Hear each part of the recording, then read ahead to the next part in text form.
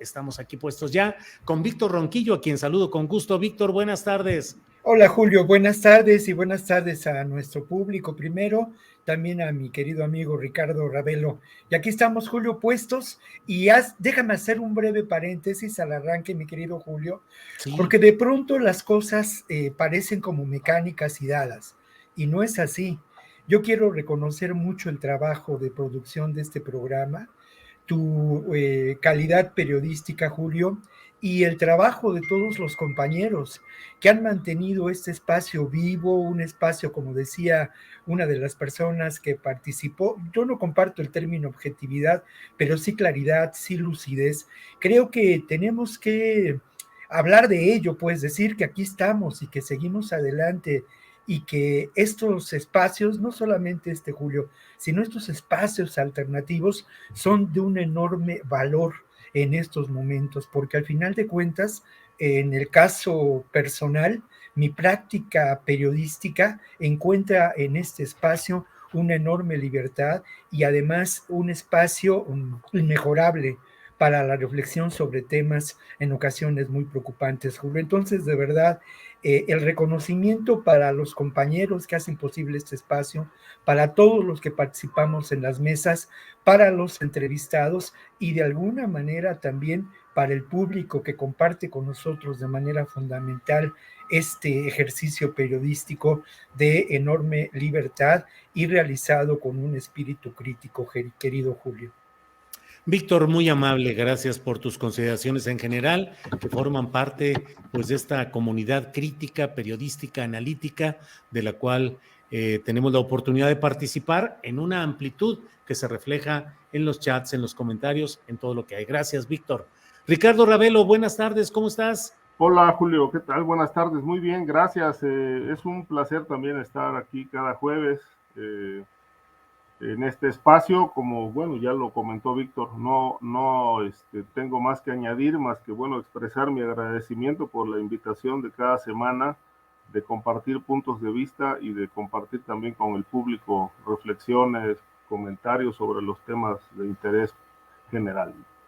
Muchas gracias, Ricardo. También digo gracias que compartimos, porque este es un esfuerzo compartido en el cual a algunos nos toca moderar, producir, titular, otros participar expresamente con su opinión. Pues somos una comunidad que participa periodísticamente con la mayor honestidad y con la mayor convicción y compromiso. Bien, Ricardo, bien. Víctor, gracias. Víctor, pues vamos entrándole aquí al terreno. Déjenme decirles que ya me daban ganas de pedirle a Adriana que ella condujera esta mesa, porque en ausencia mía, ella estuvo con ustedes dos, no estuvo tampoco, ¿cómo se llama? Guadalupe Correa Cabrera, que no pudo estar hoy con nosotros porque sigue en un viaje internacional del que no pudo estar a tiempo para poder acompañarnos. Pero en ausencia mía, Adriana condujo una mesa con ustedes que estuvo muy calientita ahí de discusión y de posturas de diversa índole, y dije, hombre, muy bien llevada a la mesa, muy buenos resultados. Así es que, Víctor Ronquillo, ¿cómo ves el tema de este plan conjunto de México y Estados Unidos sobre migración que deviene o proviene de las reuniones de la asesora de seguridad nacional del presidente de Estados Unidos, Joe Biden, que ella recibió a la delegación de altísimo nivel de México en la Casa Blanca y que ahora vino también a México para cerrar un acuerdo que implica, en pocas palabras, no sé lo que nos digas, Víctor, pero implica la idea de que México seguirá recibiendo a los migrantes que Estados Unidos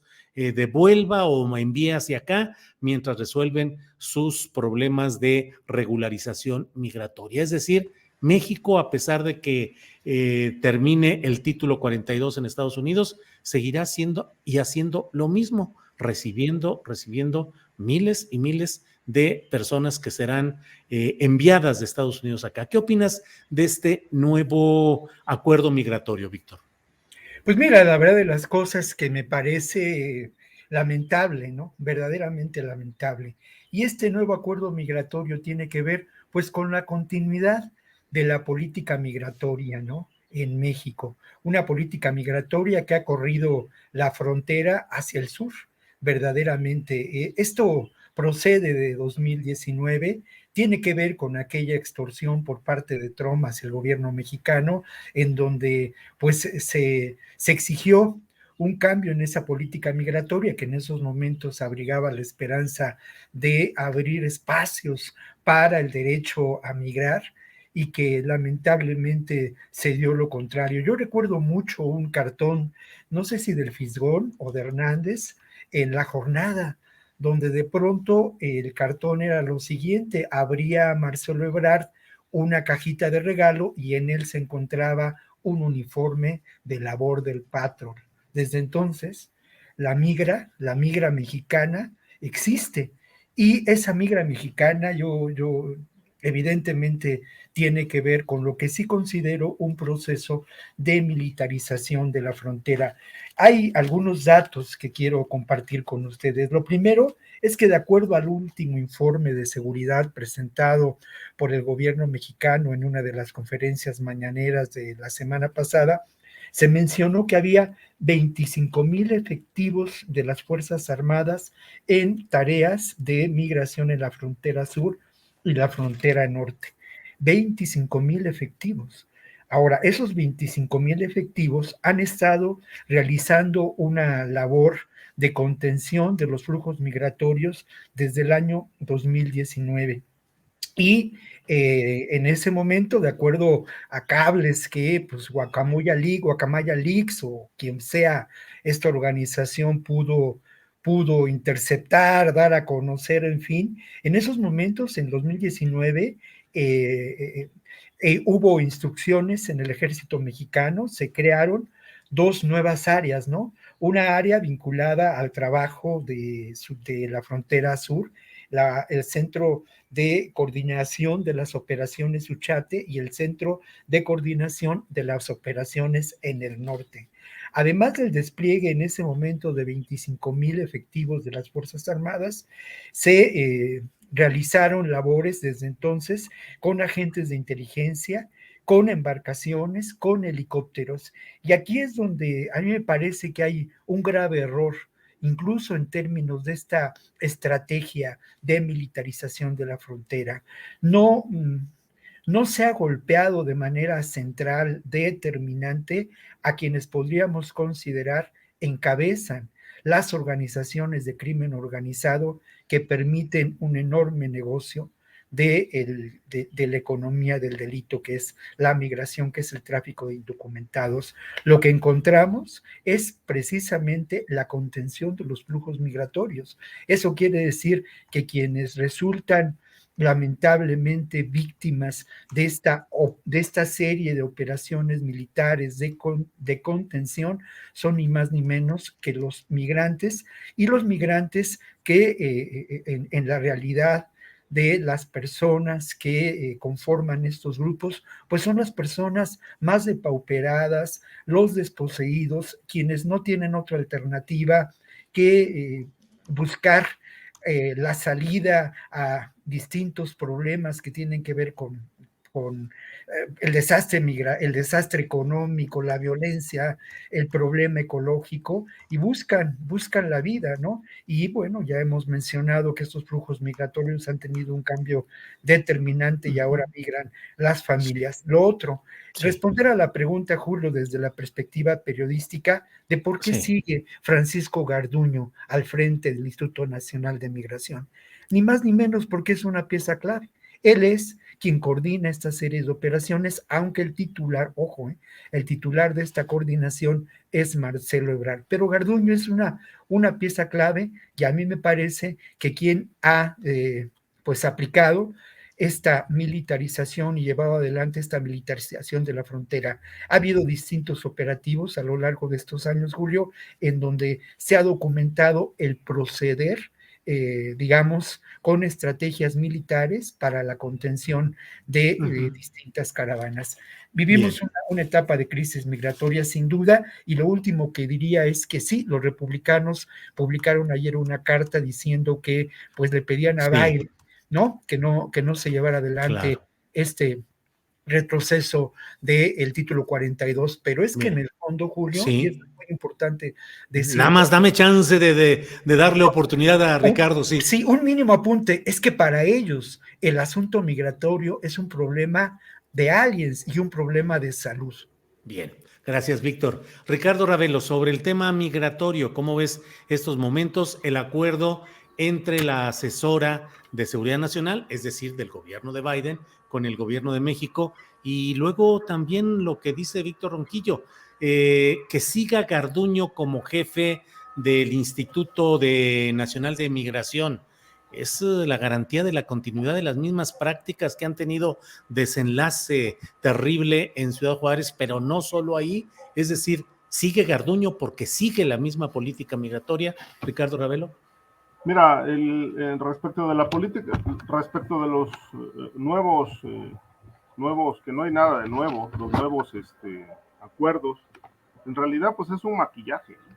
Es decir, simplemente cambiaron el maquillaje, es la misma política, solamente con algunos matices, pero bueno, en el fondo nada cambia. Hay posiblemente esté por anularse ya el título 40, porque se implementó en efecto, como lo refería Víctor, en el gobierno de Donald Trump, por aquel tema de la pandemia, ¿no? Para impedir que el flujo migratorio, los migrantes llegaran hasta la frontera bajo el argumento de que podían ser un foco de contaminación del COVID. Sin embargo, bueno, el único movimiento que vi es que se van a establecer algunas estaciones migratorias ahora en ciertos países de Centroamérica.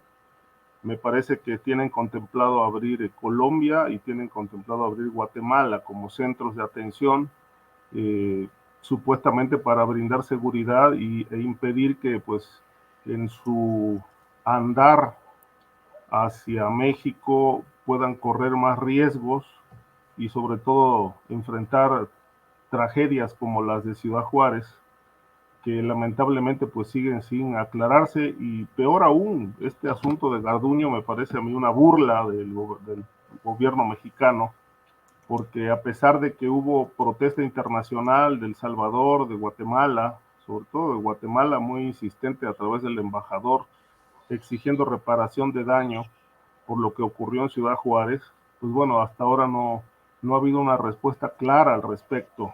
Y obviamente, pues, lo que más se cuestiona es esta postura del presidente de, pues, como que a proteger a su gente, a sus aliados, pues como está ocurriendo en Segalmex, como está ocurriendo ahora con Garduño, ¿no? Es decir, no obstante las evidencias, pues las niega, las evade, las minimiza, se escurre, no lo enfrenta. Es decir, es un presidente que tiene un doble discurso, ¿no? Por un lado, un discurso de aplicación de la ley y de no tolerancia a la corrupción, pero en la práctica ocurre todo lo contrario.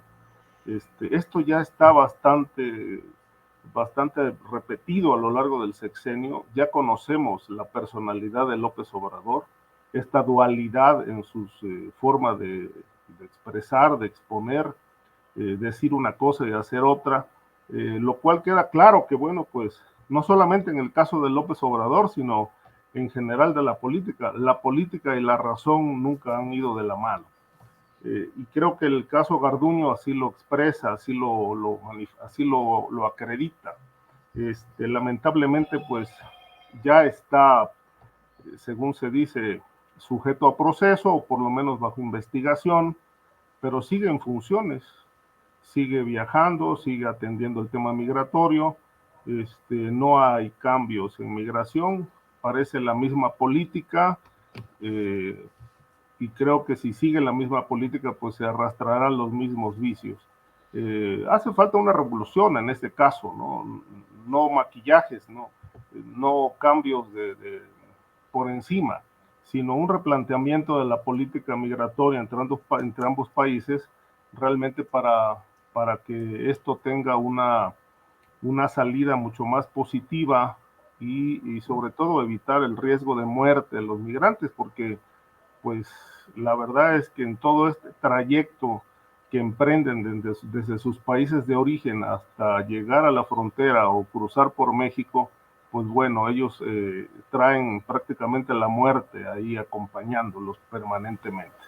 El tema que creo que puede subir de tono es el asunto de la impunidad en el caso de Ciudad Juárez. Es decir, no es posible que la muerte de 40 migrantes solamente responda a una sola persona, al que traía las llaves y ese día no estaba. Me parece que pues es todo un concierto de personas, de hechos, de eventos, de desatinos que ahí se concentraron y dieron pie a esta tragedia, pero el presidente dio su palabra de que no iba a haber impunidad, y hasta hoy pues parece que la impunidad se va robusteciendo, Julio.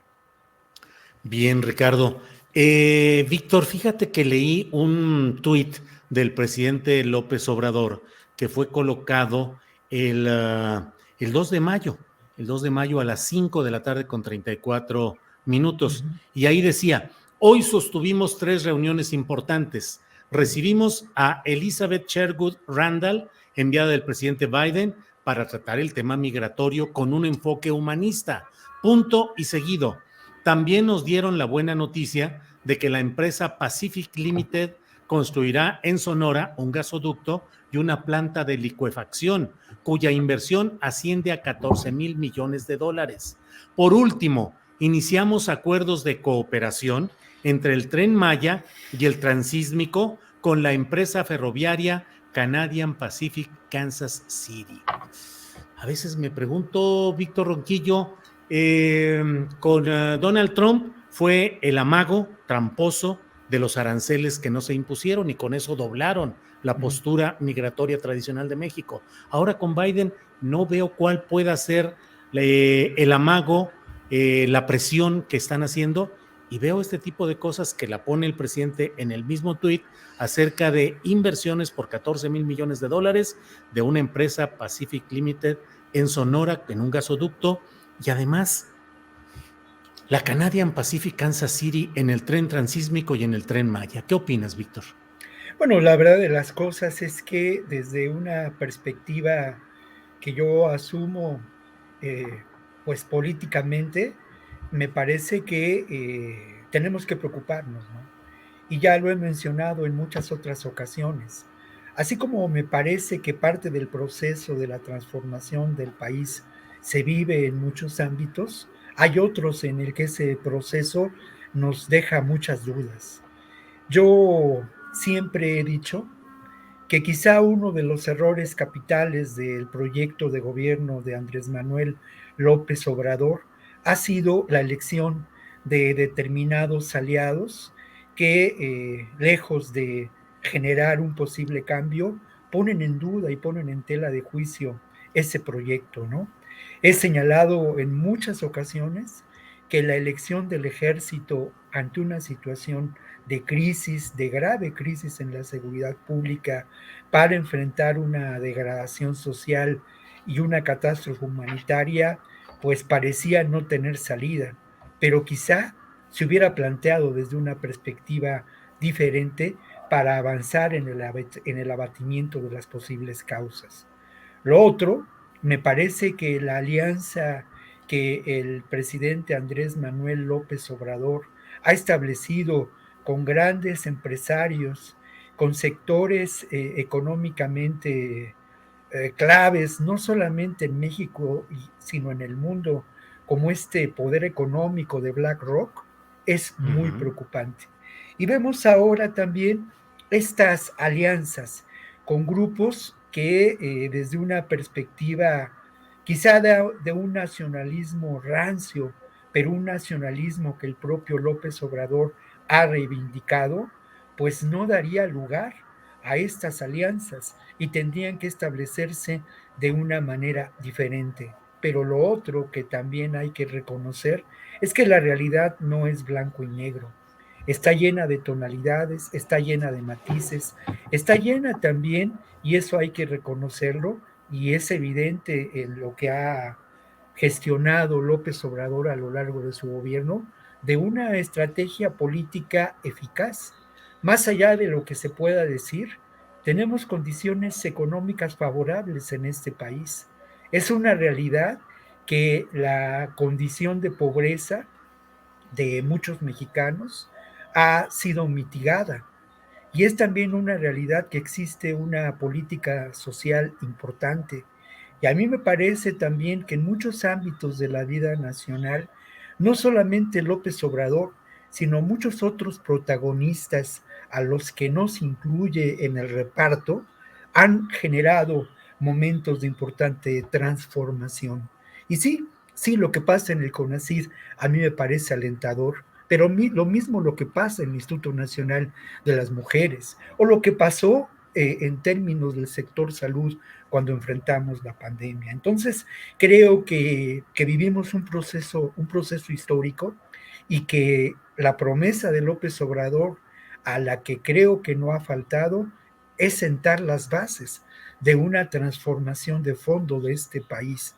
Lamentablemente, en ocasiones, como ocurre, pues esa búsqueda de aliados para un sector de quienes consideramos que el país debería llevar a una transformación mayor de fondo en el ámbito político, social, económico, pues nos deja lugar a dudas, ¿no? Pero yo estoy convencido de que muchos de nosotros que quizá tenemos una posición más radical hacia la izquierda, hacia procesos autogestivos, pues estamos convencidos de que hay que tender puentes con quien ha marcado, y ahí sí insisto mucho, un rumbo progresista a este país, donde el Estado, donde la capacidad del gobierno, sus instituciones, su estructura política está encaminada al beneficio de las mayorías y no a la asociación delictuosa, como ocurrió en los gobiernos anteriores, Julio. Bien, Víctor. Ricardo Ravelo, lo que menciono sobre este tuit en el cual se mencionan en la misma oportunidad el acuerdo de los gobiernos de Estados Unidos y México en materia migratoria y también el anuncio de esta inversión en un gasoducto y una planta de licuefacción en Sonora y luego lo de la cooperación en el Tren Maya y el Transísmico con una empresa ferroviaria extranjera. Durante mucho tiempo, Ricardo, mantuvimos algunos pues la idea de que hay zonas estratégicas del país en los cuales no debería de haber una presencia empresarial extranjera importante porque justamente sería abrir el camino para eventuales litigios comerciales e incluso en el pasado invasiones directas, como sucedió en Panamá con el canal famoso y todo el interés y la presencia de Estados Unidos dominando y controlando ahí. Ahora en el transísmico, empresa ferroviaria extranjera. ¿Qué opinas de todo este cuadro que estoy comentando, Ricardo? Mira, eso yo no lo veo mal, al contrario, las inversiones siempre son necesarias y este país está hambriento de inversiones, sobre todo porque ha costado mucho trabajo ir construyendo, ¿sí? O mal construyendo una confianza internacional en un régimen como el de López Obrador, que ha sido cuestionado de no respetar la legalidad. Pues si hay empresas que confían, pues ahí están las inversiones anunciadas. El transísmico, el canal interoceánico o transísmico, es una mega obra. Es decir, se ha hablado poco de eso, pero es una mega obra que conecta a México con pues todo el mundo a través de esta plataforma que bueno va a ser creo que de las más importantes del mundo. Esta obra no se va a terminar en este sexenio, creo que están al 40%, es decir, es un sueño viejo porque no es una obra de López Obrador, la está desarrollando, pero este proyecto viene desde Porfirio Díaz, y siempre se vio que ahí había un potencial extraordinario para desarrollar empresas, para desarrollar todo el tema portuario, aprovechando los litorales y faltaba una amplia infraestructura que se está llevando a cabo, se está realizando en lo que es Salina Cruz, Oaxaca, Coatzacoalcos, Veracruz, son varios municipios donde va a haber una derrama y una importante oportunidad de inversión y de empleo. Había un problema interesante y grave, interesante en el sentido periodístico, porque fíjate que, por ejemplo, me contaban que el objetivo de esto era que pues se aprovechara localmente todas las fuentes de empleo que se iban a generar o se están generando. Pero, por ejemplo, ocurre que frente a lo que pasa en el norte, en esa zona del sur hay mucho atraso a nivel académico, de tal manera que, por ejemplo, la mano de obra es posible que no se contrate localmente, sino que se lleve de fuera, porque muchos municipios que van a ser impactados positivamente por esta mega obra del transísmico, la mayor parte de la gente que está en capacidad de trabajar no han terminado ni la primaria. Entonces, las empresas como mínimo piden secundaria terminada, de tal manera que la gran pregunta es ¿qué pasó con el tema educativo? Hay también un gran sector iletrado, hay analfabetismo. Entonces los alcaldes estaban pues trabajando a marchas forzadas para poder ir abatiendo este rezago que de alguna manera se dejó suelto por fallidas políticas, y que ahora que está en puerta esta mega obra que es el transísmico, que va a detonar mucho empleo, pues bueno, tienen el temor de que la mano de obra llegue de fuera, precisamente porque el principal rezago que tiene el sureste se llama analfabetismo. Estudios truncos, personas que no terminaron primaria ni secundaria, porque pues dadas las necesidades humanas, pues prefirieron trabajar que concluir estudios. Pero yo creo que no está del todo. Además, las empresas que están interesadas o han estado interesadas en desarrollar el transísmico no son mexicanas propiamente, han sido extranjeras.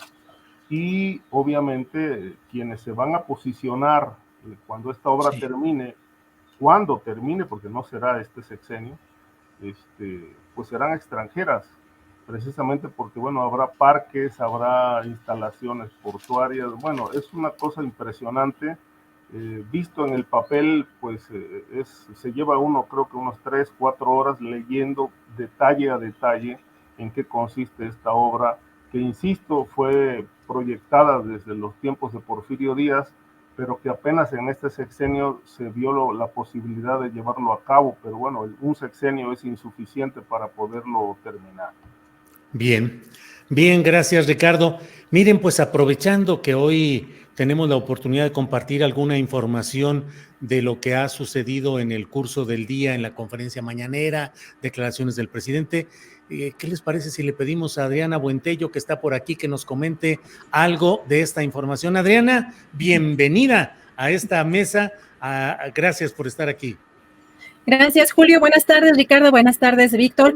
Bueno, antes que otra cosa, les quiero comentar que de último momento estoy viendo que muchos nos está costando trabajo entrar a las páginas del gobierno. Yo tuve problemas hace rato para entrar a Presidencia a ver la conferencia mañanera, pero varias dependencias están reportando fallas, es lo que pues hemos estado checando algunos periodistas. Y si me permiten comentarles algo importante que sucedió en la conferencia mañanera. Por un lado, el presidente López Obrador agradeció pues la atención al presidente de Estados Unidos, Joe Biden, y pues informó que recibió una carta precisamente de Joe Biden en agradecimiento por esta cooperación en materia de seguridad. Hay que recordar que hace unos días se dio esta reunión con una funcionaria del gobierno de Estados Unidos. Vamos a escuchar brevemente qué fue lo que dijo este día. Y de parte nuestra le tenemos pues una estimación especial. Acabamos de tener antier la reunión conjunta en materia de seguridad y ayer ya me mandó una carta, básicamente de agradecimiento por la reunión. nos dio respuesta y de que pues están agradecidos porque pues estamos trabajando de manera conjunta en distintos temas, armas, migración, fentanilo. Vaya, Adriana, pues un tema para poder comentar un poquito más adelante con los compañeros de la mesa, pero ¿hay algún otro segmento, Adriana? Así, todo esto está ligado precisamente para la mesa de seguridad porque, bueno, el presidente ve y advierte que ante las elecciones que se van a dar este año en Estados Unidos pueden utilizar a México como piñata y particularmente hoy el presidente pues dijo que en este tema están utilizando pues políticamente el tema de esta pandemia por el fentanilo y dijo que hay traidorzuelos intervencionistas. Vamos a escuchar qué dijo. Nosotros, desde luego que estamos ayudando al gobierno de Estados Unidos para que no haya tráfico de droga. Sin embargo, toda la culpa quieren que recaiga en nuestro país y lo consideramos injusto y no merecemos ese trato. Además, como hay, ayer hablábamos de eso, muchos simpatizantes de gobiernos extranjeros, mexicanos, que por las diferencias que tenemos entre nosotros son capaces de ayudar a extranjeros para perjudicar a México, como ha sido la historia. Ya hablábamos de cómo los conservadores fueron a buscar a Santana, cómo los conservadores protegieron a Santana, cómo los conservadores fueron a buscar a Maximiliano, cómo en los últimos tiempos han ido a España a acusarnos, a Estados Unidos, cómo reciben dinero del gobierno de Estados Unidos para atacarnos en un plan de traidorzuelos y de intervencionismo, porque nosotros representamos un gobierno legal, legítimamente constituido. Estamos aquí por la voluntad del pueblo de México. Bueno, pues traidorzuelos, entre otras cosas, Adriana. Así es, y también importante que el titular de la CEMAR, el almirante Rafael Ojeda Durán, hoy puso pues la transmisión o parte de la transmisión de Ciro Gómez Leiva, en donde exhibe un reportaje de unos periodistas ingleses de lo que pues aparentemente es un medio Sky News y Channel 4.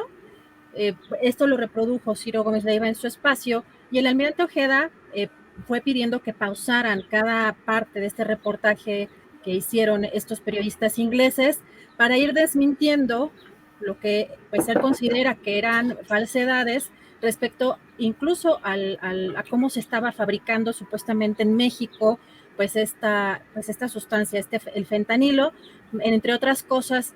Alertaba, por ejemplo, que las medidas de seguridad para los que estaban haciendo estas mezclas, pues no tenían pues lo más mínimo para protegerse y que pues estaban en riesgo de muerte.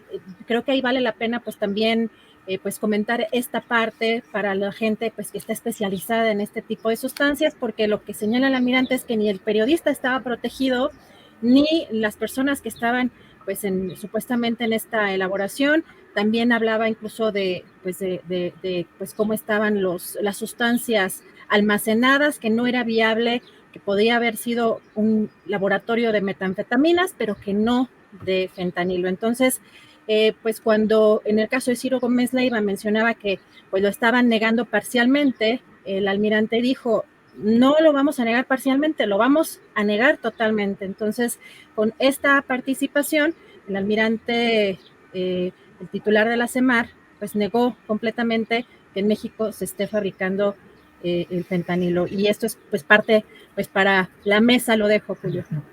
Adriana, muchas gracias por esta afortunada aparición y por esta información y comentarios que nos das. Gracias y regresamos un poco más adelante, Adriana. Gracias, Julio. Gracias. Bueno, Ricardo, Víctor, ¿qué les parece si hacemos una especie? El otro día con Jorge Meléndez le dije, Jorge, vamos a hacer ráfagas de preguntas, cosas directas con respuestas más directas. Víctor Ronquillo, ¿se produce en México sí o no fentanilo?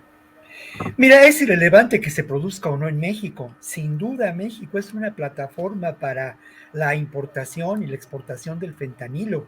Lo que oficialmente se dice es que no es que se produzca en México el fentanilo, se producen las tabletas y se contrabandea desde aquí para allá.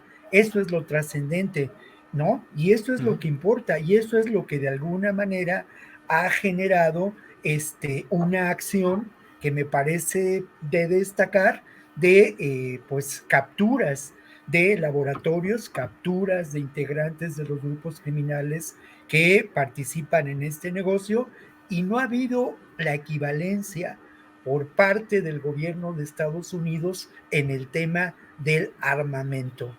El Bien. propio Marcelo Ebrard planteaba estas dos cosas, ¿no? A la par. Sí. Bueno, nosotros le damos al ataque al fentanilo, ustedes denle al ataque al tráfico de armas. Bien, Ricardo Ravelo, ¿se produce o no se produce en México fentanilo? Julio, no se produce. Lo que ocurre en México es que se procesa, que es distinto, se procesa fentanilo.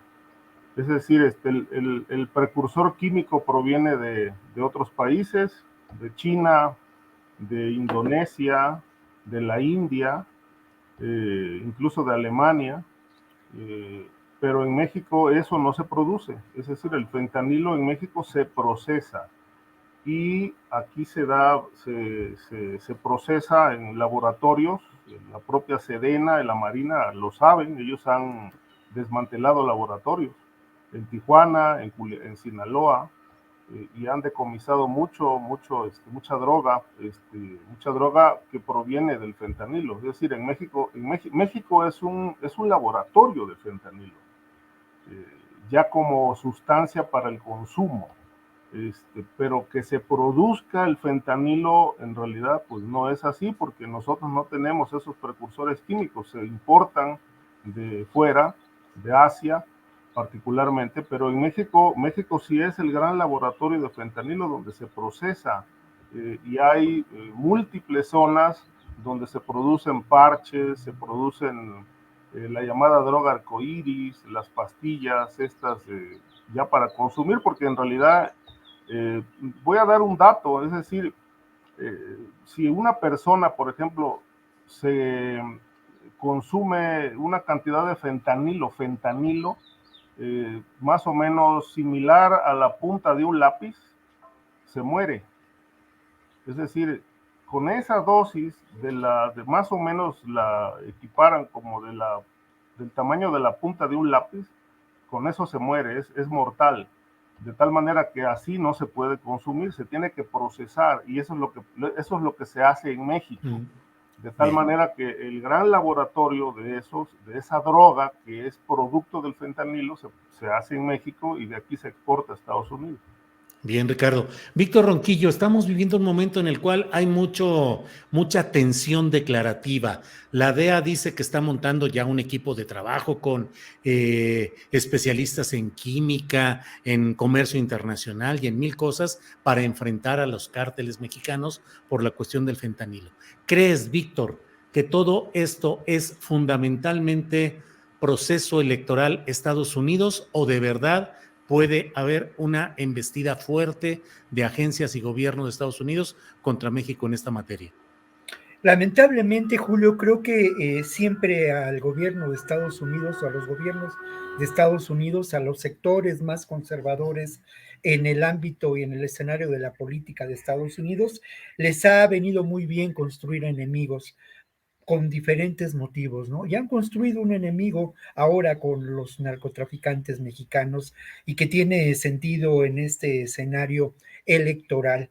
Por otra parte, no hay que olvidar que a lo largo de décadas los recursos financieros que manejan las agencias como la DEA, como el propio FBI en Estados Unidos han tenido un incremento muy grande a partir de la construcción de esos enemigos. Quizá el terrorismo ya no funciona tanto, y lo que ocurre ahora es también la construcción de ese enemigo en cuanto a la realidad del narcotráfico. Y tampoco podemos olvidar que al final de cuentas, ese sector conservador, ese sector que sigue manteniendo en su perspectiva la conquista del territorio, los recursos de Latinoamérica por parte de Estados Unidos para abatir muchos elementos de una crisis económica insoslayable que se vive en ese país, pues tienen como estrategia y la mantienen la securitización, el generar estos temas para mantener un control territorial. Y por otro lado, otro ingrediente muy importante, pues son las fabulosas ganancias, ¿no?, de la industria armamentista de Estados Unidos, que no solamente se refiere a la fabricación de armas, sino a la construcción de muros, a la construcción de implementos sofisticados tecnológicamente, y todo ello desde la década de los años 40, desde la época posterior a la Segunda Guerra Mundial, ha sido una bujía económica en Estados Unidos. Y además, pues es eso, ¿no? También una forma de mantener una presión constante ante un gobierno como el de López Obrador, que por lo menos levanta la cabeza para decir, a ver qué onda, ¿no? Híjole, por lo menos, sí. Pues sí. Víctor, pues sí. Víctor, gracias. Ricardo Ravelo, enviaron supuestamente los famosos chapitos una carta a Milenio a través de un abogado, en la cual pues establecen una serie de consideraciones, Ricardo, en el sentido de que ellos no son la cabeza ni del cártel de Sinaloa, ni que se dedican al procesamiento del fentanilo, y que en realidad hay no sé, Ricardo, pero incluso es una especie de reclamo a la utilización de la marca o el mito de Joaquín Guzmán Loera, el Chapo, y de los Chapitos para youtubers, para corridos, para presuntos expertos y también para grupos criminales chiquitos que dicen ser parte del otro grupo de los grandes, de los Chapitos, y que sin embargo no lo son. Qué curioso me parece todo este deslinde en el cual ellos dicen no somos todo lo que están diciendo y nos están construyendo esa pues una especie de leyenda de la que ellos se desmarcan. ¿Cómo ves el tema, Ricardo? Sí, bueno, ellos siempre, la posición que van a tener es de negarlo. Mira, si bien pueden no ser la cabeza central del cártel de Sinaloa, sí son una pieza clave importante, que es el ala que cubría a su padre, Joaquín El Chapo Guzmán, hasta antes de su caída. Siempre se ha dicho, no por parte de las agencias de inteligencia de México, sino de Estados Unidos, que el verdadero jefe del cártel de Sinaloa es Ismael El Mayo Zambada. Ajá. Que pues como sabemos es un personaje quizá el más longevo, con más o menos unos 77 años, 76 años, contemporáneo si estuviera vivo, porque no se sabe, más o menos sería contemporáneo de Juan José Esparragosa Moreno el Azul, un misterio, por cierto, que no ha despejado nadie, ni la DEA, ni el gobierno mexicano. ¿Qué pasó con el Azul? ¿Se autodesapareció? ¿Murió? Ninguna agencia lo ha confirmado, ni ha confirmado si murió o está vivo. Es decir, es un personaje que parece estar muy tranquilo, viviendo muerto. Y ese es lo central, ¿no? El Mayo Zambada como la cabeza del grupo, pero que no aparece, no se le molesta, todo el mundo sabe dónde vive en Sinaloa, se mueve con mucho sigilo, va a comer a ciertos restaurantes, la instrucción que tiene su chofer es de no pasarse ni siquiera un alto, no acelerones, todo en calma, todo tranquilo. es decir, un personaje que se maneja con muy bajo perfil. Ese es el personaje que, por lo menos en los últimos 30 años, Estados Unidos y agencias de inteligencia en México han considerado el verdadero jefe. Lo que ocupan los chapitos es el ala que tenía su padre, y obviamente, bueno, pues ellos tienen una dinámica dedicada al tráfico de cocaína, al tráfico ahora de drogas sintéticas, y por supuesto que tienen una participación directa en este amplio negocio, ¿no? Es decir, si no fuera así, pues bueno, no se hablara tanto de ellos. Es decir, si Estados Unidos les puso el reflector como una organización criminal que está generando problemas en Estados Unidos por el tráfico de fentanilo, es porque, bueno, hay datos y evidencias que así lo acreditan.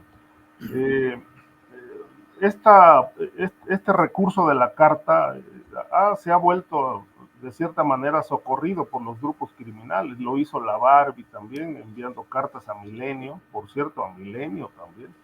Y ahora los chapitos, exculpándose de lo que le atribuyen, en este caso la DEA. Pero yo considero que hay suficiente información que pone en evidencia lo que realmente representan en el mundo del crimen organizado. Es la primera organización más importante y con más dinámica en tráfico de drogas.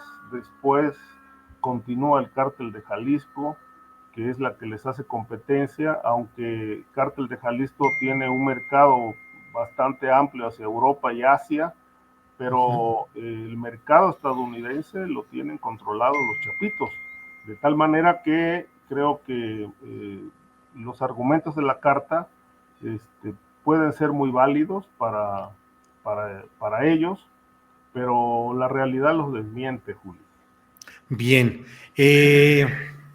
ahora sí que profesor Víctor Ronquillo, déjeme decirle, profesor, no, es que de veras lo que dicen estas personas, lo que dicen en esta carta, pues resulta muy, no sé, Víctor, susceptible de analizar. Primero, ¿qué tanto los grupos criminales ya tienen expertos en relaciones públicas, en análisis político, en posicionamiento de sus intereses, de su marca, en defensa de lo que plantean? Porque esta carta está bien redactada, muy bien redactada, y plantea una serie de cosas que parecerían, pues casi te diría yo, una crítica, un análisis muy crítico de la relación de medios de comunicación, de redes sociales, de la verdad, de la posverdad. O sea, dice, no solamente se benefician los que trabajan en lo ilícito, en la época en la que vivimos de redes sociales, por los deseos de obtener visitas y dar notas virales o darse a conocer,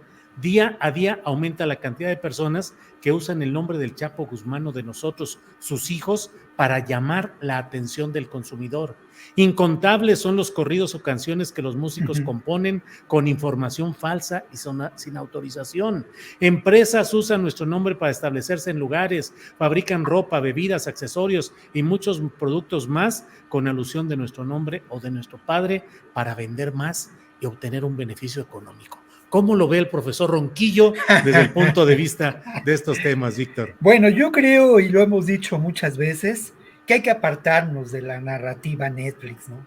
Verdaderamente, creo que nuestra obligación como personas vinculadas, analistas de estos procesos, es no reiterar estas historias, ¿no?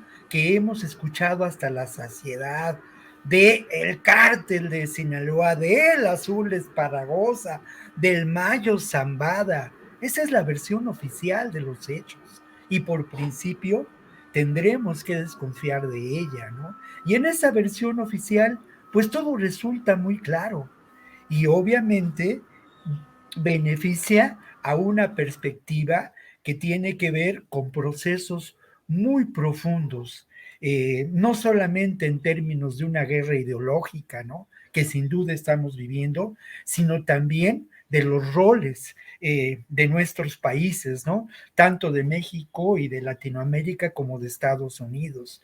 Esta versión conviene a la DEA.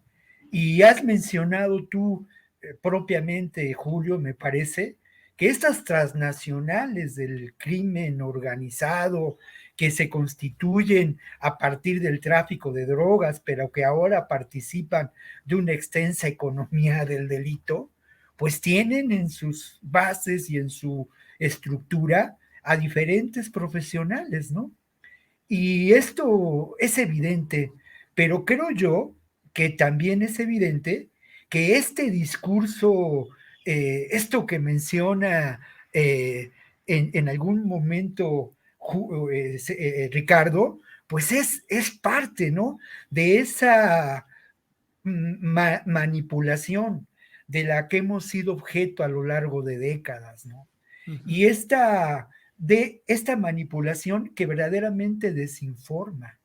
Y obviamente no es que yo me ponga del lado de los chapitos, pero es evidente que al final de cuentas conviene a muchos intereses muy turbios el construir esa realidad y ese discurso.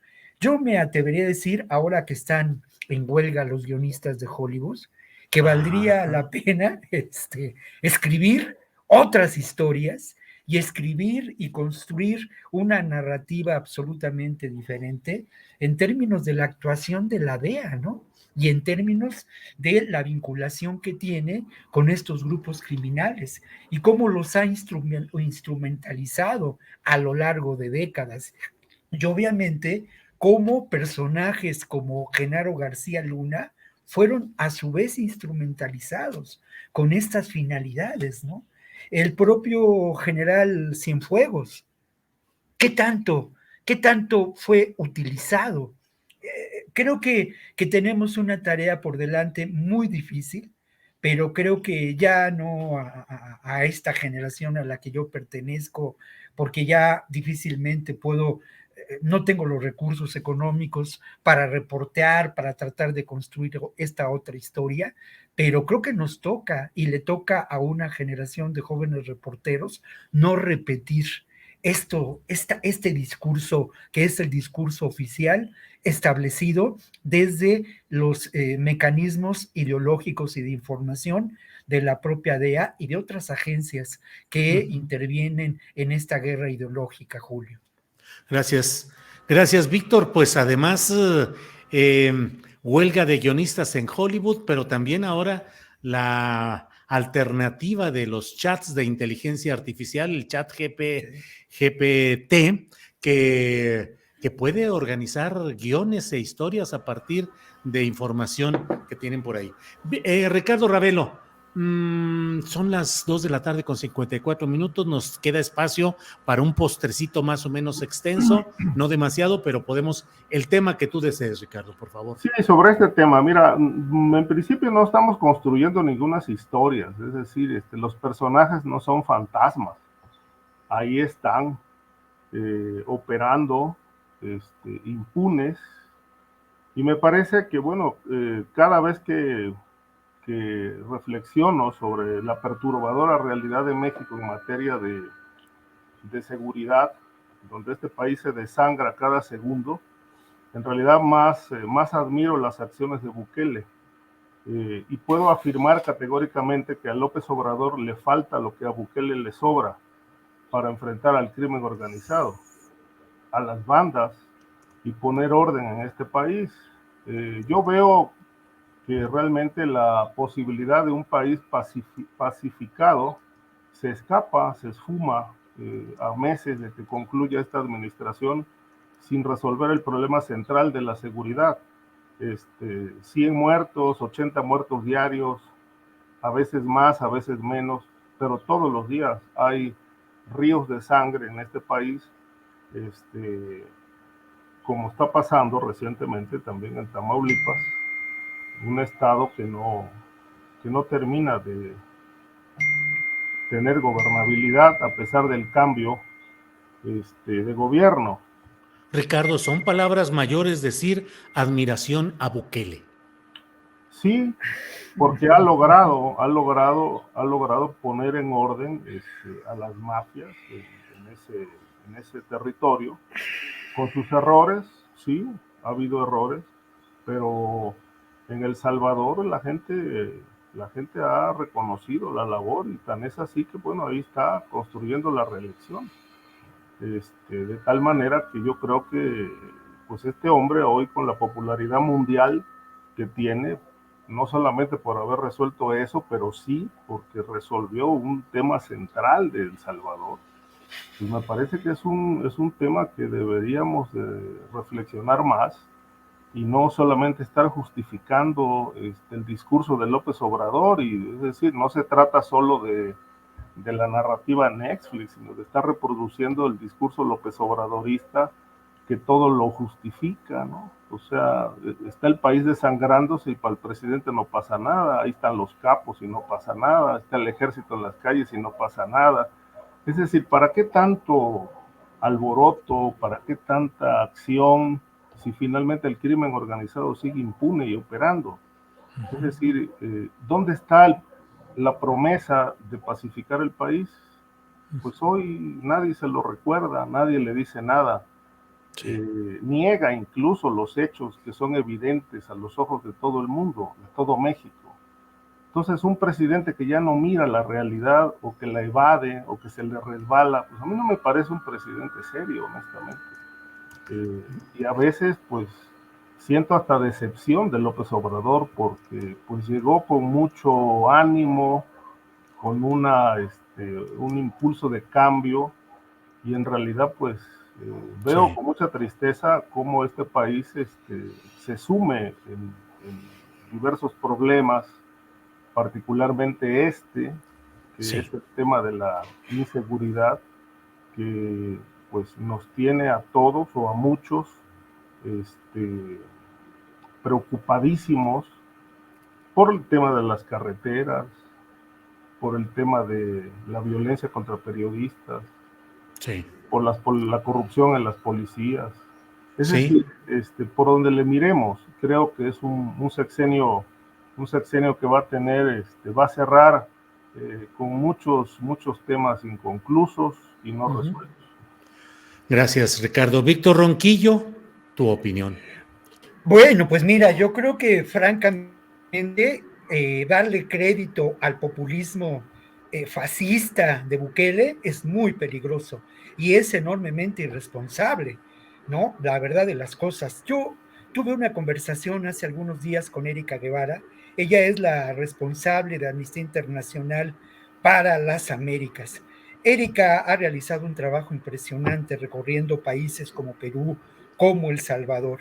Y a propósito de lo que ocurre en El Salvador, Erika, que además tiene ocasión de reunirse con embajadores de diferentes países, con activistas defensores de los derechos, con periodistas independientes, con profesores, que hace un trabajo de una investigación muy sólida. Bueno, lo que me dice es que al final de cuentas, este es un espejismo, ¿no? El hecho de este populismo de violar en extremo los derechos humanos de personas vulnerables, de construir cárceles que son una afrenta para la civilización o el proceso civilizatorio de estos momentos, es simplemente un espejismo, porque al final de cuentas lo que se ha dado es un arreglo político entre este gobierno fascistoide y los sectores más oscuros de la sociedad y de los grupos criminales que lamentablemente controlan la política hoy en día en El Salvador. Y para cerrar, recomendaría dos informes muy claros sobre este tema. El informe que Amnistía Internacional presentó hace cosa de 8 meses sobre la realidad en El Salvador y el informe también el informe mundial 2022 de Amnistía Internacional que aborda el tema de las Américas y se detiene sobre lo que está ocurriendo en El Salvador de Bukele. Bien, Víctor, pues gracias, Ricardo. Pues siempre el tema más crítico, más polémico, más caliente lo dejamos al final, pero bueno, Ricardo, pues allí estamos con esa postura que ya tiene muchos comentarios en el chat, Ricardo. Pero sí, yo no digo que sea perfecto, pero en México estamos peor. nada más que en México realmente no lo vemos con objetividad, lo vemos muy por encima, pero si analizamos la realidad de este país, realmente es para asustarse, es decir, es peor no hacer nada. Bien, Ricardo. Víctor, gracias, buenas tardes. Ahí estamos. Muchas gracias. Saludos para todos los que nos han escuchado y también para los que hemos estado este día en esta mesa de seguridad. Víctor, gracias. Gracias. Ricardo, gracias. Buenas Buenas tardes. tardes, Julio. Buen fin de semana para todos. Igual, seguimos adelante. Gracias.